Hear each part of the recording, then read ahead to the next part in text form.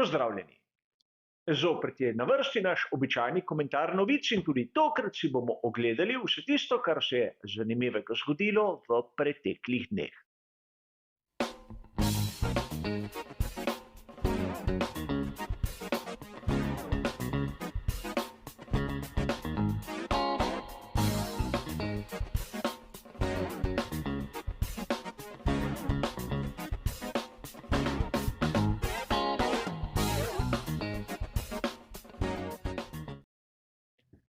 Tudi danes se bomo ukvarjali s 4 različnimi sklopi in seveda kot ponavadi vse bližnjice do originalnih člankov so navedene v opisu. In seveda, kot se je zgodilo že v preteklosti, tudi tokrat boste opazili, da vse novice izhajajo iz enega dne, 10. oktobra. A nič zato, lotimo se naše prve današnje teme, ki bo verjetno vsakemu izmed vas še posebej zanimiva.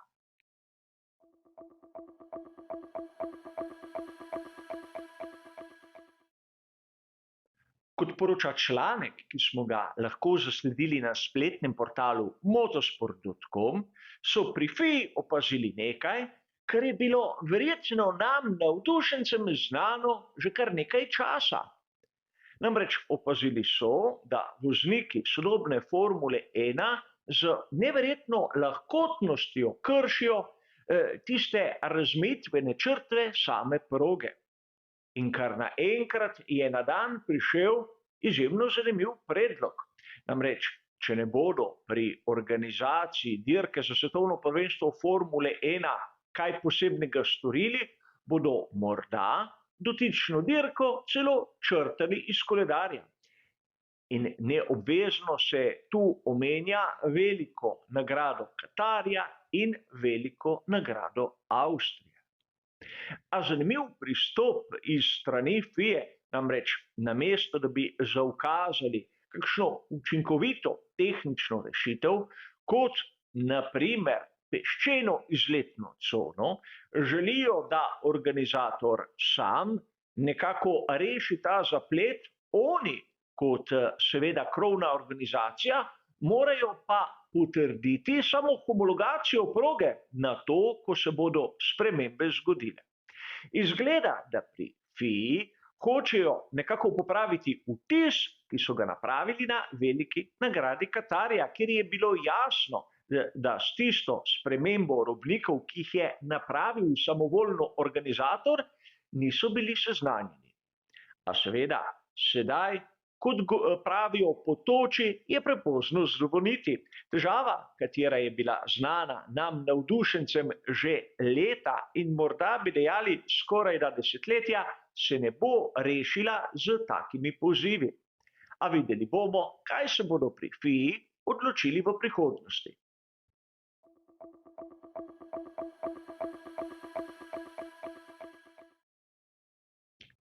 Pirelli bo dobavljal pnevmatike svetu Formule 1 in spremljajočih serij tudi v naslednjem obdobju. In verjamem, da za mnoge izmed vas to sploh ni presenečenje, namreč Pirelli je bil tudi edini, ki se je prijavil na razpis in o tem so poročali mnogi članki. Sam navajam tistega, ki je bil objavljen na uradni spletni strani Formule 1, f1.com. A tu je treba poudariti nekaj. Namreč mnogi izmed navdušencev Formule 1 imajo marsikatero krepko za povedati čez Pirelli. A po drugi strani moramo priznati, da s to novico bi lahko strokovnjaki za stike z mediji počakali na primer teden dni ali malce več. Na dan je prišla tik po veliki nagradi Katarja, kjer so prav pnevmatike dobavitelja Pirelli igrale neslavno vlogo, ko smo lahko spremljali spremembo pravil med samim dirkaškim vikendom. In enostavno zato, ker sam izdelek ni bil kos razmeram na progi. Torej, nekemu malce bolj površnemu opazovalcu bi se nekako lahko dozdevalo, da pnevmatike Pirelli, ki niso bile prave za veliko nagrado Katarja, bodo še zmeraj tiste, ki jih bomo gledali v naslednjih sezonah Formule 1 in lahko bomo pričakovali podobne situacije. Upam, da bo ta slika čim dlje od resnice, ampak vseeno vedeli smo, da bo Pirelli izbran, zato tik po veliki nagradi Katarja bi se res lahko izognili takšni objavi. 10 dni več ali manj v tem primeru ne bi spremenilo tistega splošnega vtisa. A pojdimo k današnjem tretjem sklopu.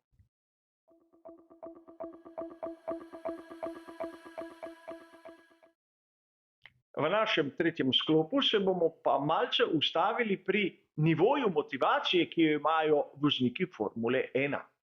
Kot smo lahko prebirali na spletnem portalu RaceFans, je imel Esteban Ocon med veliko nagrado Katarja izjemne težave pri sami vožnji bolida. Namreč toplotni udar je bil tako močan, da je celo bruhal v svoji čeladi, ampak niti za trenutek ni pomislil, da bi odstopil. In verjetno vsakdo izmed nas tudi ve, da Logan Sargent je odstopil zaradi podobnih razlogov in mnogi drugi vozniki so imeli težave, lahko bi dejali vsi. In to nam kaže, kako visoka je motivacija voznikov Formule 1, tako onih spredaj, kot onih zadaj.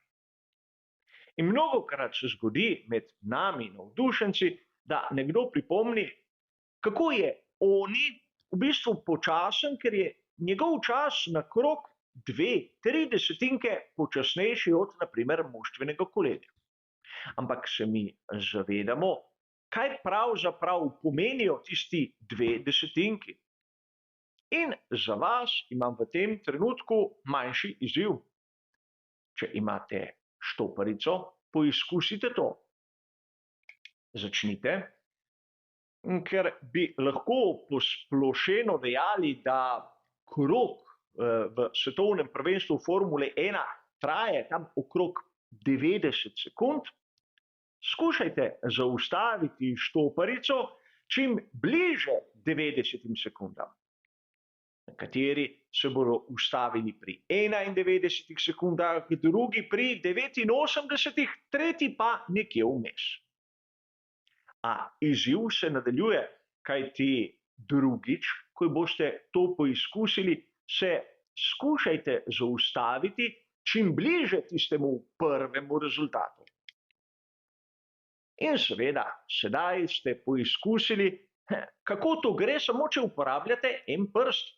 Vozniki Formule 1 morajo še zraven tega odvoziti krog, ko je temperatura izjemno visoka, in seveda odstotek vlage v zraku prav tako.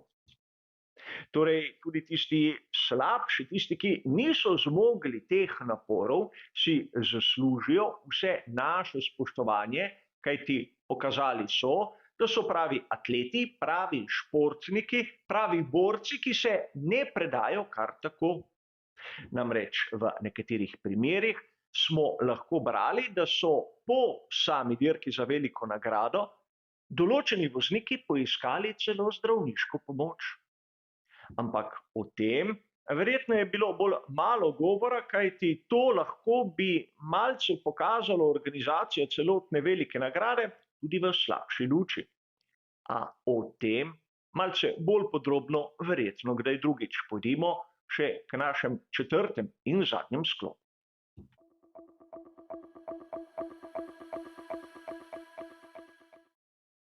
Za konec pa še novica, ki je bila objavljena na spletnem portalu GP Blog.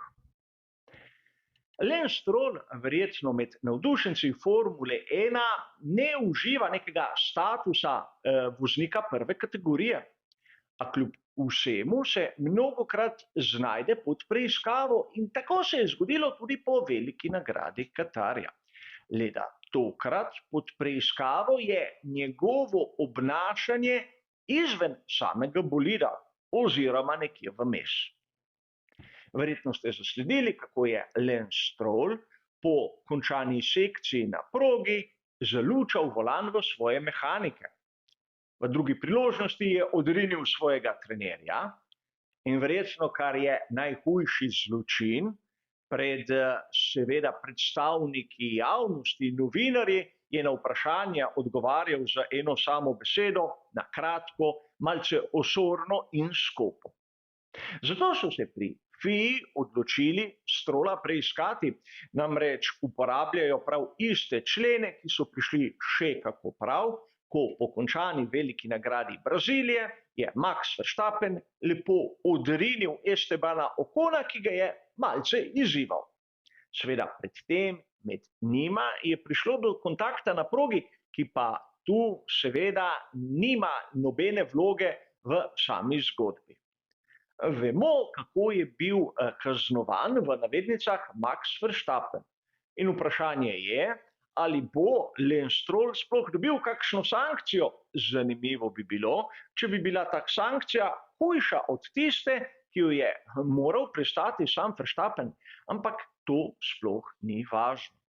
V samem članku lahko dobimo tudi informacijo, da Lance Stroll končuje svojo kariero v svetu Formule 1 in da bi raje presedlal med vztrajnostne prototipe, ampak gre za govorice.